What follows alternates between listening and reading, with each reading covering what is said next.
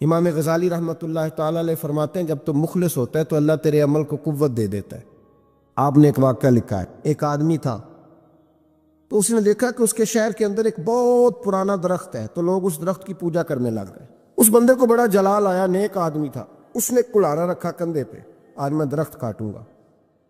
چلا گیا، جب پہنچا نا درخت کاٹنے کے لیے تو اس نے ابھی وہ چوک میں تھا کہ ایک شخص ملا اسے، اس نے کہا میں نہیں کاٹنے دوں گا۔ کہا تو کون ہے؟ میں تو کاٹوں گا۔ کہا تو نہیں نہ کرتا اس کی پوجا، دنیا کرتی ہے، تجھے کیا لگے؟ معاذ اللہ، یہ بھی وسوسہ ہے نا، تجھے کیا لگے؟ اور ذرا بحث زیادہ ہوئی تو وہ سمجھ گیا کہ یہ شیطان ہے مجھے منع کرنے والا۔ اب اس نے کیا کیا؟ میں نہیں کاٹنے دیتا۔ کہا نہیں میں کاٹوں گا۔ بار بار دل سے خیال آتا کہ یہ شیطان لگتا ہے، لیکن وہ انسانی شکل میں تھا، بات واضح نہ ہو سکی، بحث ہو گئی، یہاں تک کہ تلخی ہوئی، تلخی آگے بڑھی تو ہاتھا پائی ہوئی۔ اس نیک آدمی نے الٹے ہاتھ سے اس شیطان کو پکڑا اور زمین پر پٹخ مارا، بچھاڑ دیا، اور کلہاڑی لے کے کہنے لگا پہلے تیرا گلا کاٹوں گا پھر درخت کاٹوں گا۔ امام غزالی کہتے ہیں کہ وہ شیطان انسانی شکل میں اندر سے بولا، کہنے لگا اگر تو مجھے چھوڑ دے تو تیرا ایک فائدہ کر دیتا ہوں۔ اس نے کہا وہ کیا؟ کہنے لگا 2 دینار، روز تجھے فجر کے وقت اٹھے گا تو تیرے سرانے ملا کریں گے 2 دینار۔ درخت کاٹ کے تجھے کیا ملے گا؟ تو اس طرح کر، اس سے غریبوں کی مدد بھی کرنا، کھانا بھی، کوئی انسٹیٹیوٹ، کوئی ادارہ، کوئی جامعہ بھی بنا لینا۔ ہمیں چھیڑ کے درخت کاٹ کے، یہ بہت سارے لوگوں پہ حکومتیں ایسا کرتی ہیں، یہ مشورے دیتے ہیں مولانا آپ حکومت کے مسئلے میں نہ آئیں، آپ فنڈ لیں، آپ فلانا کام کریں، ادارہ بڑا کریں، آپ کو کیا لگے؟ اور یہ بھی ایک ترتیب ہوتی ہے۔ آپ اور بہت سارے لوگ مشورہ دیتے ہیں جی ٹھیک ہے دین کا کام زیادہ ہوگا، ادارے زیادہ بنیں گے، بچے زیادہ پڑھیں گے، لیکن دین کا مزاج یہ ہے کہ جو غلط بات کرے اسے روکا بھی جائے اور ٹوکا بھی جائے، اسے سمجھایا بھی جائے، یہ مزاج ہے دین۔ اس بندے کے اندر لالچ بیدار ہو گیا، اس نے کہا بات تو ٹھیک ہے، اور پھر اندر نیا وسوسہ آیا کہ درخت کاٹ دوں گا تو بندے کل کسی اور کو پوجنے لگ جائیں گے، تو پیسوں کا فائدہ، غریبوں کی مدد ہوگی، فلاں نیکی ہوگی، فلاں خیر ہوگا، فلاں ویلفیئر ایسوسیشن بن جائے گی۔ گھر جا کے واپس چلا گیا، چھوڑ دیا، درخت کاٹنے کا ارادہ ختم۔ واپس گیا نا گھر، رات کو سویا، سویرے اٹھا تو 2 دینار پڑے تھے، بڑا راضی ہوا، کچھ کھایا، کچھ کھلایا، کچھ رکھا، کچھ بانٹا۔ اگلے دن پھر اٹھا تو پھر 2 دینار پڑے تھے، کچھ کھایا، کچھ کھلایا، کچھ بانٹا، کچھ لوگوں میں تقسیم کیا۔ 5-6 دن تو پیسے آتے رہے، 7ویں دن اٹھا تو کوئی شے نہیں تھی، 8ویں دن پھر کوئی نہیں تھی، 9ویں دن پھر کوئی شے نہیں۔ اب پھر کلاڑا اٹھا لیا، میں درخت کاٹوں گا۔ پھر چوک میں گیا، پھر شیطان انسانی شکل میں، اب پھر گفتگو ہوئی، میں کاٹوں گا۔ اس نے کہا اب نہیں تو کاٹ سکتا، میں لڑوں گا۔ کہا تو اب لڑ بھی نہیں سکتا۔ اب جب گتھم گتھا ہوئے، ہاتھا پائی ہوئے، جھگڑا ہوا تو شیطان نے پکڑ کے نہ الٹے ہاتھ سے زمین پہ دے مارا، 2-3 تھپڑ اس شخص کے ہاتھ پہ دیے، کلاڑا چھین، چل دوڑ جا۔ اب وہ کہنے لگا سچ بتا تو ہے کون؟ کہنے لگا میں شیطان ہوں۔ تو کہا ابھی 1 ہفتہ پہلے میں نے تجھے بچھاڑ دیا تھا، آج تو طاقت کہاں سے لایا؟ اس نے کہا میری طاقت اتنی ہے، تیری ختم ہو گئی ہے، میرے اندر قوت اتنی ہے، تیرے اندر ختم ہو گئی۔ کہا کیوں؟ تو شیطان کہنے لگا جب تو 1 ہفتہ پہلے آیا تھا تو رضا الہی کے لیے آیا تھا، آج تو اس لیے آیا ہے، اس لیے آج تو آیا ہے کہ تجھے 2 دینار نہیں ملے۔ آج تیری جنگ دیناروں کی ہے، آج تیرا رٹا دیناروں کا امت مسلمہ کے ساتھ، اس لیے خدائی طاقتیں معاذ اللہ روٹھ گئی ہیں کہ ان کا رٹا دیناروں کا ہے، ان کا جھگڑا دیناروں کا ہے۔ صحابہ کرام علیہم رضوان کے رٹے دیناروں کے نہیں تھے، وہ دین کے ساتھ مخلص تھے، تو جس میدان میں نعرہ لگاتے تھے اللہ کی مدد ان کے شامل حال ہو جاتی، انہیں کہیں پسپائی نظر۔ میرے جیسے خطیب روزانہ تقریریں کرتے ہیں، سالوں بیت گئے، انقلاب نہیں۔ کیوں؟ اس لیے کہ رٹا جب تک ذات کا ہوتا ہے انقلاب نہیں آتا، جب ذات الہی اور رضا الہی سامنے ہوتی ہے پھر اس میں اخلاص ہوتا ہے تو پھر اس کی تاثیر ہوتی ہے، پھر اثر بن کے جملے دلوں میں اتر ہے۔ اس لیے حضور نے فرمایا ہے کہ اللہ نہ تمہاری جیب دیکھتا ہے نہ چہرہ دیکھتا ہے، وَلَٰكِن يَنظُرُ إِلَىٰ قُلُوبِكُمْ، وہ جب دیکھتا ہے تمہارے دل دیکھتا ہے۔ جب انسان راضی بالرضا رہنے لگتا ہے نا، پھر وہ ہر روز نماز پڑھ کے تکلیف نہیں اسے ہوتی، پھر روز درود شریف پڑھ کے وہ یہ نہیں کہتا کہ چلو 2-4 چھٹیاں بھی کر لیں، پھر روزانہ تلاوت کر کے اسے کہیں دقت محسوس نہیں ہوتی، چونکہ اب وہ چاہتا ہے کہ جس حال میں میرا رب اور رسول مجھے رکھیں گے، جو حکم دیں گے، میں نے اس سے کوئی تنگی محسوس نہیں کرنی، میں نے اس کے مطابق چلنا۔ اور قرآن مجید نے ایک نیا انداز اختیار کیا سورہ مائدہ کے اندر، اس کی آیت نمبر 119 ہے۔ اللہ کریم نے فرمایا رضی اللہ عنہم ورضوا عنہ، صحابہ کی بات ہو رہی ہے، فرمایا وہ اللہ سے راضی ہے اور اللہ ان سے راضی ہے۔ حضرت سیدنا موسیٰ علیہ السلام نے عرض کی کوہ طور پہ جا کے، مولا میری قوم پوچھتی ہے کہ کوئی ایسا کام بتا جو ہم کریں تو ہم سے راضی ہو جائے۔ حضرت موسیٰ کی قوم کا خیال تھا کہ تہجد کا حکم آئے گا تو پڑھیں گے، صدقات کا حکم آئے گا تو دیں گے، جہاد کی بات ہوگی تو کریں گے۔ کچھ جو نیک لوگ تھے ان میں سے انہوں نے یہ پیغام دیا کہ مالک ہمیں بتائے کہ وہ کس کام پہ راضی ہوتا ہے، ہم وہ کام کریں تاکہ اللہ ہم سے راضی ہو جائے۔ حضرت موسیٰ کلیم کہتے ہیں میں نے عرض کی مولا میری قوم پوچھتی ہے کہ کون سا ایسا کام کریں کہ تو راضی ہو جائے، تو رب کریم نے ارشاد فرمایا موسیٰ کہتے میرا خیال تھا کوئی لسٹ ملے گی، لیکن مالک نے ایک جملہ کہا، ایک جملہ، اور تفسیروں کے دریا بہا دیے۔ عرش کے مالک نے فرمایا موسیٰ ان سے کہو جا کے کہ وہ مجھ سے راضی ہو جائے، میں ان سے راضی ہو جاؤں گا، مجھ سے راضی ہو جائے۔ بندے اللہ سے راضی یہ نہیں راضی ہوتے۔ امام غزالی سے کسی نے پوچھا تھا، امام غزالی سے، کہ حضور اللہ کا بندے سے راضی ہونا کمال ہے یا بندے کا اللہ سے راضی ہونا کمال ہے؟ تو امام غزالی مسکرائے، فرمانے لگے رب تو بڑا ہی مہربان ہے، وہ تو بڑی جلدی راضی ہو جاتا ہے، وہ تو مسجد میں آ کے توبہ کرے تو اللہ راضی، کسی یتیم کے سر پہ ہاتھ پھیرو تو اللہ راضی، وہ تو کسی اندھے کو رستہ دکھایا تو اللہ راضی ہو گیا، وہ تو طوائف نے کتے کو پانی پلایا تو اللہ۔ امام صاحب فرمانے لگے یہ بندہ ہے جو اللہ سے راضی نہیں ہوتا، جس کے پاس اولاد نہیں وہ کہتا ہے چلو ایک بیٹی مل جائے تو میں راضی ہوں، بیٹی مل گئی تو کہتا اب ایک بیٹا بھی ملے تو پھر راضی ہوں، پھر کہتا ہے یہ دونوں اچھی تعلیم حاصل کر لیں تو پھر میں راضی ہوں، پھر کہتا ہے یہ بہت زیادہ پیسے کمائے تو پھر میں راضی ہوں۔ بہرحال راضی ہوتا، لیکن جو راضی ہو جاتا ہے نا، اللہ اکبر، جو اللہ سے راضی سکھی بڑا رہتا ہے، سکون میں بڑا رہتا ہے، مطمئن بڑا رہتا ہے، جو سمجھ لیتا ہے نا کہ جو میرے رب نے بہتر سمجھا وہ میرے اللہ نے مجھے۔ میں کبھی کبھی سوچتا ہوں کہ یار حضرت بلال حبشی نے کوئی عہدہ نہیں مانگا ساری زندگی، انہوں نے نہیں کہا مجھے بھی ایک صوبے کا گورنر بناؤ میری بھی خدمات ہے، مجھے بھی وزیر خزانہ بناؤ میرا بھی کچھ بنتا ہے۔ ایک دفعہ نہیں کہا سیدنا بلال حبشی رضی اللہ تعالیٰ عنہ نے کہ میری بھی کوئی ڈیوٹی ایسی ہونی چاہیے کہ مجھے چلو سپہ سالار ہی بنا دیا جائے۔ ساری زندگی مسجد میں جھاڑو دیا تو اسی پہ راضی رہے، ساری زندگی محبوب کے مہمانوں کا لنگر پکایا تو اسی پہ راضی رہے، ساری زندگی میرے محبوب علیہ السلام کے بچوں کی نوکری کی تو اسی پہ راضی رہے، راضی بالرضا رہے۔ حدیث پاک سنیے، نبی پاک علیہ السلام نے ایک دن صحابہ سے پوچھا کہ تم کیا سمجھتے ہو، اپنے دل کو جب پوچھتے ہو، دل پہ توجہ کرتے ہو تو کیا جانتے ہو؟ تو صحابہ عرض کرنے لگے یا رسول اللہ جب ہم اپنے دل پہ توجہ کرتے ہیں تو ہم سمجھتے ہیں کہ اللہ نے ہمیں ایمان عطا فرمایا ہے۔ تو حضور نے فرمایا تمہارے ایمان کی دلیل کیا ہے؟ ایمان کی کوئی دلیل بھی تو ہوتی ہے نا، ہمارے زمانے میں تو کوئی دلیل نہیں، نماز نہیں پڑھتا پھر بھی میں مسلمان ہوں، روزہ نہیں رکھتا پھر بھی مسلمان، جھوٹ صبح سے شام تک، کہتا خبردار کسی نے مجھے ذرا بھی بات کی سب سے بڑا مسلمان میں ہی ہوں، بددیانتی، دھوکہ، فریب، فرار، لیکن خبردار کسی نے کوئی بات کی سب سے بڑا مفتی میں ہی ہوں۔ جرم سارے پائے جاتے، دلیل کیا ہے بھائی؟ اگر دیکھیں نا، اگر درخت ہے تو دلیل یہ ہے کہ پھل بھی ہے، شاخیں بھی ہیں، لیکن تو صاحب ایمان ہے تو دلیل کیا ہے؟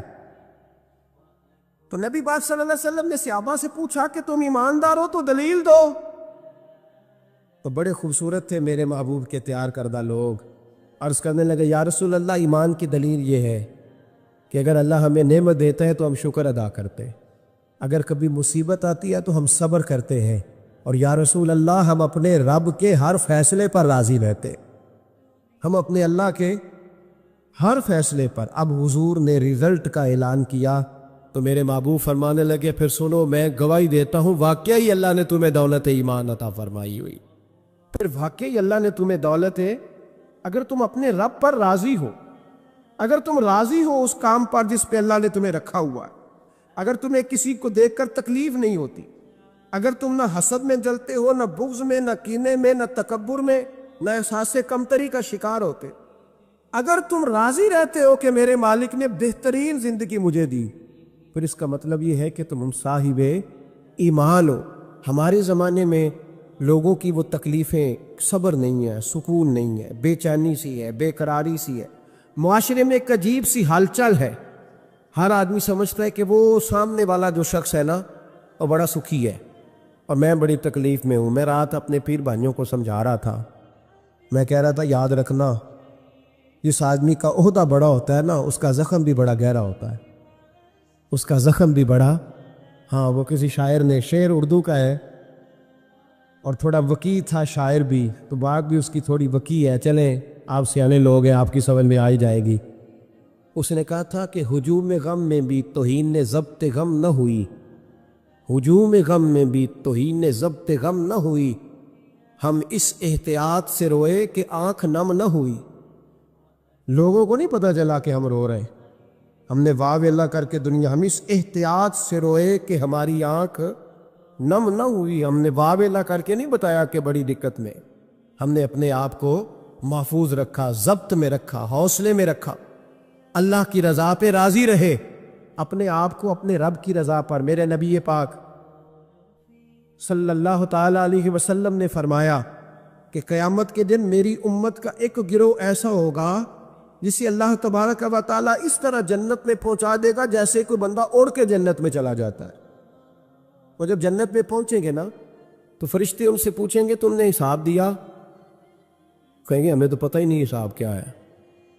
پل صراط سے گزرے، کہیں گے خبر ہی نہیں پل صراط کہاں ہے، تو یہاں کیسے آ گئے؟ کہیں گے اللہ کے فضل سے، اللہ کے فضل سے۔ تو کہا بتاؤ تو صحیح تمہاری نیکی کیا تھی؟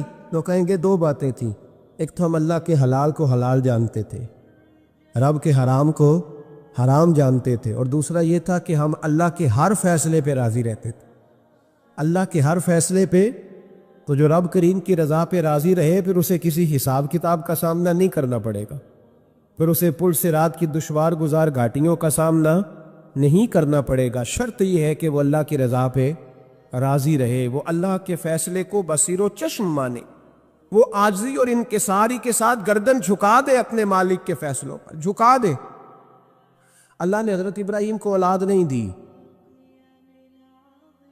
پھر زمانے کے بعد دی، پھر دینے کے بعد کہا کہ جاؤ وادی غیر ذی زر ان میں چھوڑ کے آؤ۔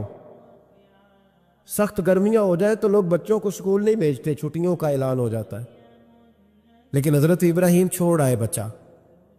اور بچہ، ایک تو بچہ اللہ تعالیٰ روٹین میں دیتا ہے تو اس کی قدر و منزلت اور ہوتی ہے، اور ایک بندہ بڑی دعاؤں التجاؤں خواہشات کے بعد لیتا ہے، اس کی قدر و منزلت۔ وہ بچہ جو بڑی دعاؤں کے بعد لیا، کہا چھوڑ آؤ، کوئی کھانا نہیں، پانی نہیں، دانا نہیں، حضرت ابراہیم چھوڑ آئے۔ 13 سال اکٹھے رہنے کی اجازت نہ ملی، اور جب اجازت ملی تو کہا اب چھری اٹھاؤ اور بیٹے کی گردن پہ چلا دو۔ آپ اس کو آسان کام سمجھتے ہیں؟ اتنی تسلیم و رضا، ہر فیصلے پہ راضی ہونا، ہر فیصلے پہ۔ یہاں ہمارا حال یہ ہے کہ 2 منٹ کے لیے تکلیف آتی ہے تو لوگ واہ ویلا کرتے، شور بچاتے، کفر بولتے۔ ہر آدمی آپ اس کو ٹٹول کے دیکھے تو کہتا ہے سب سے تکلیف میں ہی ہوں۔ کس سولی پہ لٹکے ہوئے ہم؟ آخر کون سا معاشرے کا ایسا دکھ ہے جو صرف ہمارے پاس ہی آ گیا؟ ہر آدمی کہتا ہے مجھے نہ چھیڑنا، سب سے زیادہ غمگین میں ہی ہوں۔ بھائی بتا تو صحیح نا کہ آخر کون سی ایسی چیز ہے جو مالک نے تجھے عطا نہیں فرمائی؟ لیکن ہماری آزمائشیں ہیں، ہمارے جملے ہیں، ہماری گفتگو ہے کہ ان سے شکوہ چھلکتا، ان سے شکایتیں ٹوٹ ٹوٹ کے نیچے گرتی ہیں۔ ہم یہ سوچتے ہی نہیں کہ ہمیں نہیں پتا ہمارے حق میں بہتر کیا ہے، ہمارے رب کو پتا ہے کہ ہمارے حق میں بہتر کیا ہے۔ اس لیے لوگ شکایت نہیں کرتے تھے، آج ہر بات پر شکایت ہے، ہر بات پر لوگ شکوہ کرتے ہیں، اور ہر بات پر لوگ اللہ تبارک و تعالیٰ کی بارگاہ ناز کے نافرمان بنتے ہیں۔ اور پھر سوال کیا، یا اللہ تو راضی ہو جا، یا اللہ تو۔ اور اللہ کیا فرماتے ہیں؟ فرماتے ہیں موسیٰ اپنی قوم سے کہو یہ مجھ سے راضی ہو جائے میں بھی ان سے راضی ہو جاؤں گا۔ حضرت رابعہ بصری رحمۃ اللہ تعالی علیہ نا طبقہ صوفیاء میں ایک بڑی منفرد حیثیت رکھتی ہیں۔ علیحدہ ایک مقام ہے، اور ان کی زندگی بتاتی ہے کہ اللہ کی معرفت اور رب تبارک و تعالیٰ کا قرب صرف مرد کے لیے خاص نہیں، اگر عورت بھی توجہ کرے تو اللہ اسے بھی خزانے کھول کے عطا فرماتا ہے، اسے بھی اللہ خزانے کھول۔ حضرت رابعہ بصری اکثر نہ اولیاء اللہ کی مجالس میں جا کے بیٹھتی تھی، بیٹھتی پردے کے اندر تھی لیکن بیٹھا کرتی تھی۔ جو لوگ اس رستے کے مسافر ہوتے ہیں وہ بات کو سمجھتے ہیں کہ یہ گہرا معاملہ ہوتا ہے، کسی جگہ سے کوئی ایسی چیز ملتی ہے جس کو فوری طور پر طبیعت اور نفس قبول نہیں کرتا، لیکن جو صوفیاء ہوتے ہیں نا، سالکین طریقت، معرفت کے رستے کے مسافر، وہ چونکہ مسافر ہوتے ہیں تو انہیں جو بندہ بھی منزل کا رستہ بتاتا ہے وہ اس کی بات غور سے سنتے ہیں، اعتراضات نہیں کرتے، شکوے نہیں کرتے، بن کے نہیں بیٹھ جاتے۔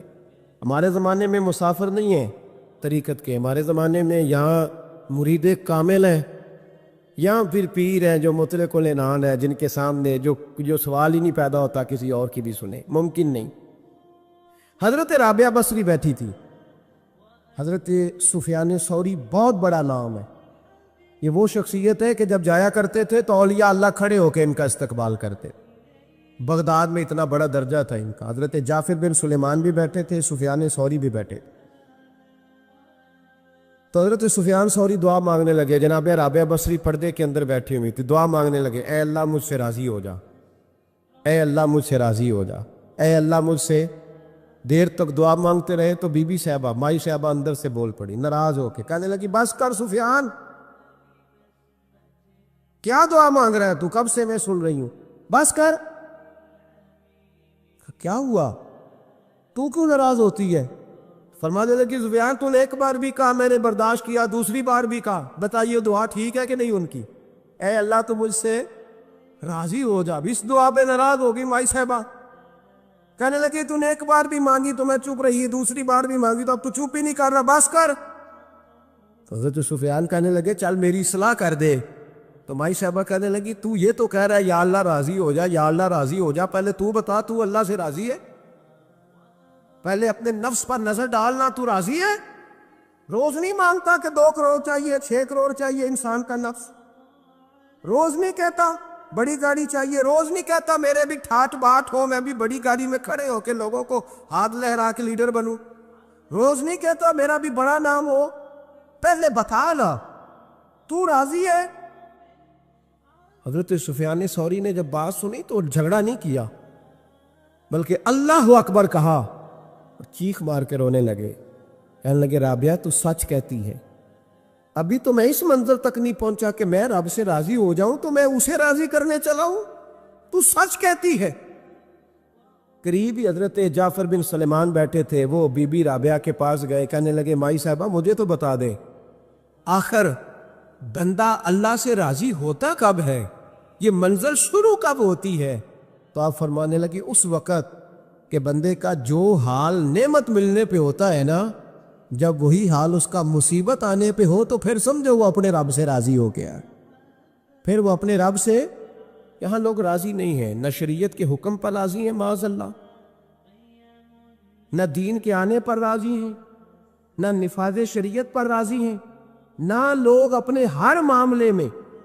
دیکھیں نا کبھی کبھی تکلیف ہوتی ہے، کئی دفعہ لوگ بات پوچھنے آتے ہیں تو دل کرتا ہے انہیں ڈانٹ چھڑک دیں گے، طلاق کا مسئلہ پوچھنے کے لیے لوگ عالم کے پاس آ جائیں گے، طلاق کا مسئلہ پوچھنے۔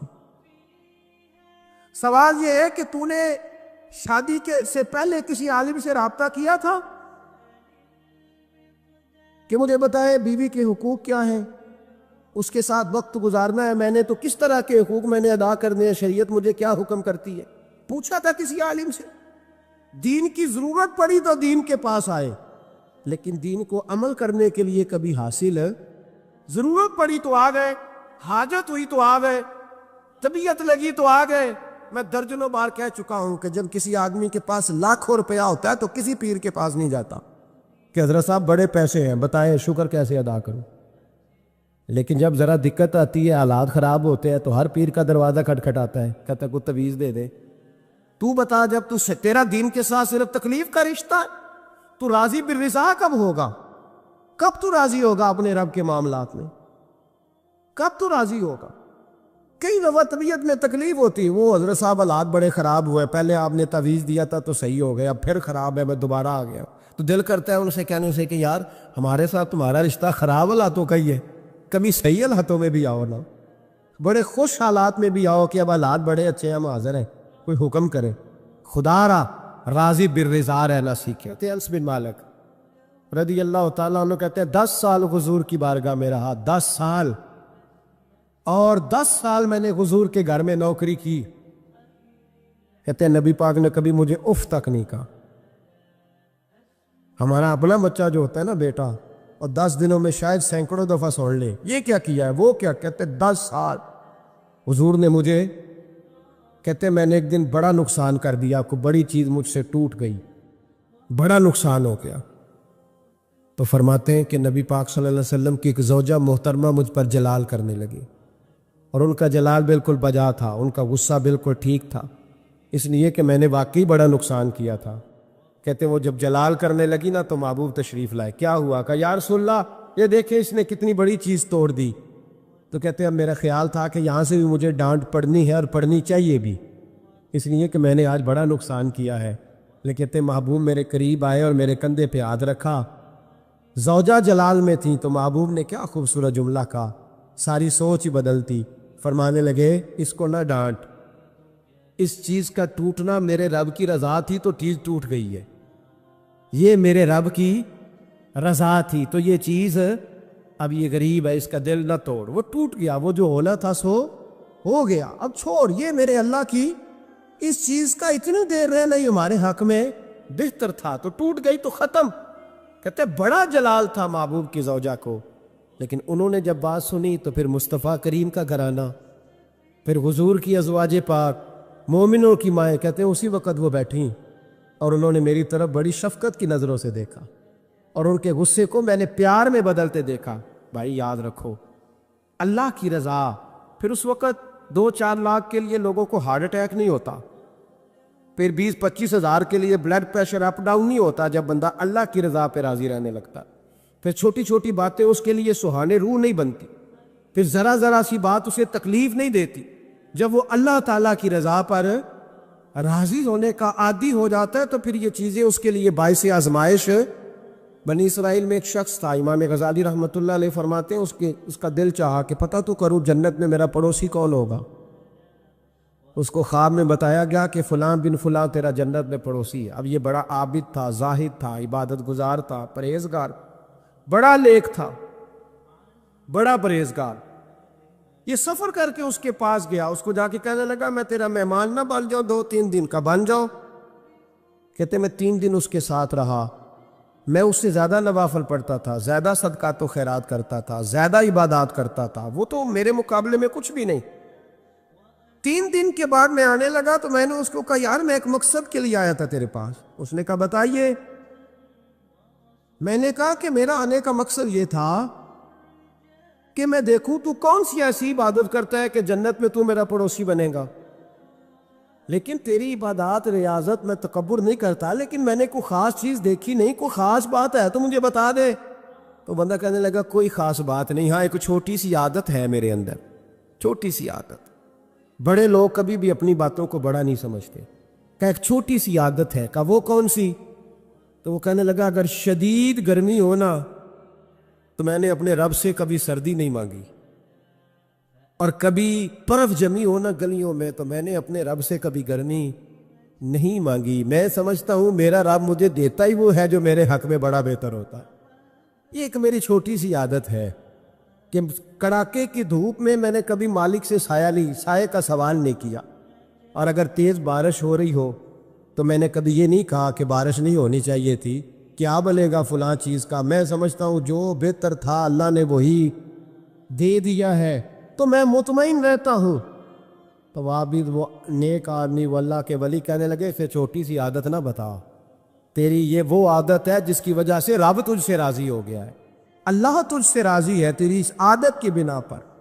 جب ہمارے مزاج میں یہ چیزیں آ جائیں گی نا کہ جو میرے حق میں بہتر تھا مالک نے مجھے وہ دے دیا ہے، پھر ہم ہر جگہ بیٹھنے کی تمنا نہیں کریں گے، پھر سامنے والے سے ہم حسد نہیں کریں گے، پھر ہم یہ نہیں چاہیں گے کہ اللہ کرے وہ مر جائے اور اس کی ہر چیز مجھے مل جائے، پھر ہمارا مزاج، پھر ہماری طبیعت یہ نہیں رہے، اللہ کی رضا پہ راضی رہے، مالک کے فیصلوں میں اپنے دل میں کوئی بوجھ محسوس نہ کریں، اپنی زندگی اللہ کے فیصلوں. دیکھیں نا، جو ماں باپ اللہ نے بڑے اچھے سمجھے وہ ہمارے لیے پسند کیے، وہ اللہ نے ہمارے لیے، جو اس نے ہمارے حق میں بڑے، جو بہن بھائی، اللہ کرے آپ کو سمجھ آئے، جو بہن بھائی اس نے ہمارے حق میں بڑے اچھے سمجھے وہی بہن بھائی اس نے ہمیں عطا کیے. جس بیوی کو اس نے ہمارے گھر کے گلشن میں بہتر سمجھا اس کو لا کے اس نے ہمارے آنگن میں بٹھایا، اور جو اولاد اس نے ہمارے لیے باعث افتخار سمجھی وہ اولاد اس نے ہمیں عطا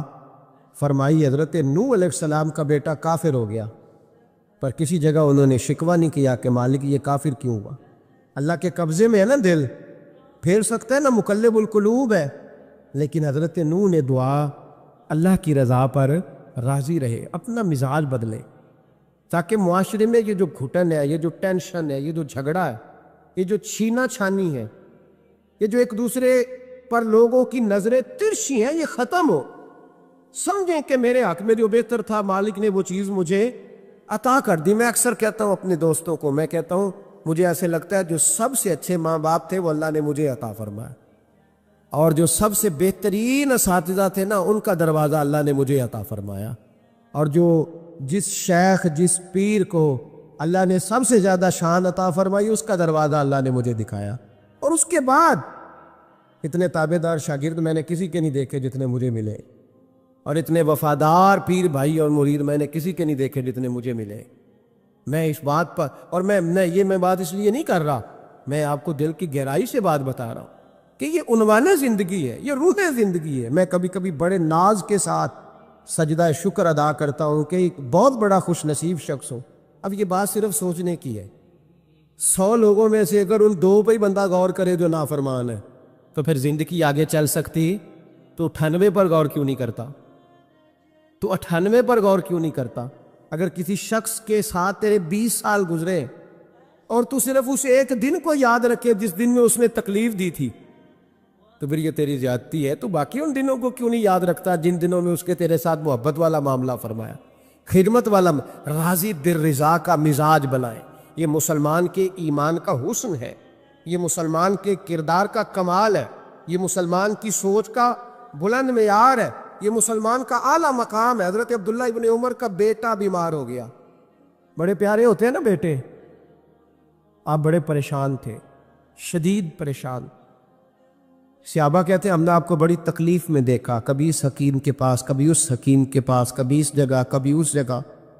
کچھ دنوں کے بعد بیٹا انتقال کر گیا. لیکن کہتے ہیں جب ہم تعزیت کے لیے گئے تو ہم نے ان کے چہرے پر بہت ساری سکون کو، بہت ساری راحت کو دیکھا. بیٹا انتقال کر گیا. جب وہ بیمار تھا تو پریشان تھے، اب جب انتقال کر گیا تو سکون میں. تو کہتے ہیں ہم نے ان سے سوال کیا کہ حضور اس وقت آپ پریشان تھے، انتقال کے بعد تو لوگ زیادہ پریشان ہوتے ہیں، اب آپ سکون میں ہیں. تو آپ فرمانے لگے جب تک میری ڈیوٹی تھی میں پریشان تھا، خدمت کر رہا تھا، نوکری کر رہا تھا. اب میں اسے اس کے پاس چھوڑ آیا ہوں جو مجھ سے بہت زیادہ اس کا خیال رکھنے والا ہے، جو مجھ سے کئی ہزار گنا بڑھ کے اس پر توجہ کرنے والا. اب مجھے پریشانی، اب میرا قریب مجھ سے کہیں بڑھ کر اس کا خیال رکھے گا، اسے سکون دے گا، اسے راحت دے گا، اور میں اپنے رب کے فیصلے پر بڑا راضی ہوں. اس نے جو بہتر سمجھا اس نے میرے حق میں وہ فیصلہ. حضرت ابن وقاص رضی اللہ تعالیٰ عنہ بڑے مستجاب الدعوات بزرگ تھے، مستجاب الدعوات. حضرت عبداللہ بن صائب رضی اللہ تعالیٰ عنہ فرماتے میں حج کرنے گیا تو میں طواف وداع کرنے گیا. حج کا آخری رکن ہوتا ہے، پس آتا ہے نا آفاقی حاجی تو طواف وداع کرتا. کہتے جب میں طواف وداع کرنے گیا تو طواف وداع کے موقع پر میں نے دیکھا کہ جتنا رش حجر اسود کے پاس ہے اتنا ہی حضرت ابن وقاص کے پاس بھی ہے. شاید سمجھ نہیں آئی آپ کو میری بات.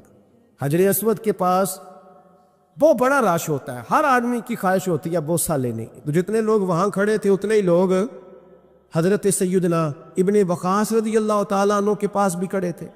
تو کہتے میں مجھے تعجب ہوا. عبداللہ بن صائب کہتے ہیں میں بھی ان کے پاس جا کے بیٹھ گیا تو میں نے دیکھا کہ وہ نابینا ہے, آنکھوں سے نظر نہیں آتا. لوگ ان کے پاس دعائیں کرانے آ رہے ہیں اور فرماتے میں نے عجیب حال دیکھا, بیمار ترین شخص ان کے سامنے آ کے بیٹھا, حضور میرے لیے دعا کر دیں. تو فرماتے انہوں نے دعا کے لیے ہاتھ اٹھایا تو وہیں اسی وقت میں نے دیکھا اللہ نے اس بندے کو شفا فرمایا. میں نے دیکھا مقروض دعا کرا رہے ہیں, بیمار, بے اولاد, جو بھی دعا ان سے کراتا اللہ اس کی حاجت کو پورا فرما دیتا. حضرت عبداللہ بن صائب کہتے ہیں میں شام تک بیٹھا رہا, ہر نماز کے بعد رش ہوتا, میں دیکھتا رہا. فرماتے ہیں شام ہو گئی, لوگ دعائیں کرا کے چلے گئے. جب مغرب کا وقت ہوا تو نابینا تھے, پھر بھی مجھ سے کہنے لگے عبداللہ ساری دنیا نے دعائیں کرائی ہیں, تو نے نہیں کرانی؟ تو صبح سے بیٹھا ہے بس دیکھے ہی جا رہا ہے, تو نے نہیں کوئی دعا کرانی؟ تو کہتے ہیں میں نے کہا حضور میں نے دعا نہیں کرانی, ایک سوال پوچھنا ہے. تو فرمانے لگے پوچھو. تو میں نے کہا حضور سارا زمانہ جو دعا کراتا ہے اور اللہ آپ کی قبول کرتا ہے, تو ایک دعا آپ اپنے لیے بھی کر لیں, اللہ آپ کو آنکھیں عطا فرما دے. مالک جو قبول کر رہا ہے تو ایک کر لے اپنے لیے بھی. میں گڈی تے ہاتھ ڈور سجن دے, او جنج رکھے اونج رہنا ہے, او جنج رکھے اونج رہنا ہے. واجب نہیں جے وچ شریعت مندہ قسم نو کہنے لگے ایک دعا اپنے لیے بھی کر لے. کہتے ہیں جب میں نے یہ کہا تو بن وقاص رو پڑے, اتنا روئے کہ ان کی ہج کی بند گئی. کہنے لگے نا, جب تک رب نے چاہا اس نے مجھے آنکھیں دی, اور اب اس نے بہتر سمجھا کہ میری آنکھیں نہ رہے, تو اس نے جو بہتر سمجھا میرے لیے کر دیا. میرا مالک میرے حال سے آگاہ ہے, اور میرے مالک کی حکمت ہے, اس نے مجھے جس حال میں رکھا ہے. اور فرمایا اگر اس نے مجھے اس حال میں رکھا ہے تو میں بھی اس حال پہ بڑا ہی راضی ہوں. میں اپنے مالک کے دیے ہوئے اس حال پر بڑا. مسلمان یہ سمجھ لے, اس پیغام کو پلے کے ساتھ باندھ لے. اگر اس نے جلد بازی دکھانی ہے, اگر اس نے بے راہ روی کرنی ہے, اگر اس نے اللہ تبارک و تعالیٰ کے فیصلوں میں مداخلت کرنی ہے, پھر یہ تو ممکن ہی نہیں. یہ ہو سکتا اس لیے کہ اس کی لگامیں کسی اور کے پاس ہیں, اس کے فیصلوں کا اختیار کسی اور کے پاس ہے. اپنے آپ کو اپنے مالک رضی اللہ عنہم ورضوا عنہ ذالک الفوز العظیم. اللہ فرماتے ہیں میں ان سے راضی ہوں, وہ مجھ سے راضی ہیں, اور یہ بہت بڑی کامیابی. اپنی زندگی میں اللہ کے فیصلوں پر راضی ہونا سیکھیں, راضی ہونا سیکھیں. رب کریم کے فیصلوں پہ راضی ہونے کی عادت بنے گی تو ایمان مضبوط ہوگا, توکل مضبوط ہوگا, اللہ تبارک و تعالیٰ کی ذات پر بھروسہ مضبوط ہوگا, حضور کی غلامی میں پختگی آئے گی, شب و روز سکون کے ساتھ گزریں گے, زندگی اطمینان والی ہو جائے. بہت سارے لوگ ایسے ہوں گے جو آپ کو رزق کی نظر سے دیکھیں گے. شرط یہ ہے کہ یہ ارادہ کر لے, یہ ذہن بنا لے کہ جو میرے حق میں بہتر تھا میرے رب نے مجھے عطا فرما دیا, اور جو اللہ نے مجھے نہیں نہ دیا وہ میرے حق میں بہتر نہیں تھا. اس ارادے کو جب آپ پختہ کریں گے پھر ایمان آپ کو بڑی لذت دے گا, دین آپ کو بڑا سکون دے گا. اللہ سمجھنے کی توفیق عطا فرمائے. آخر دعوانا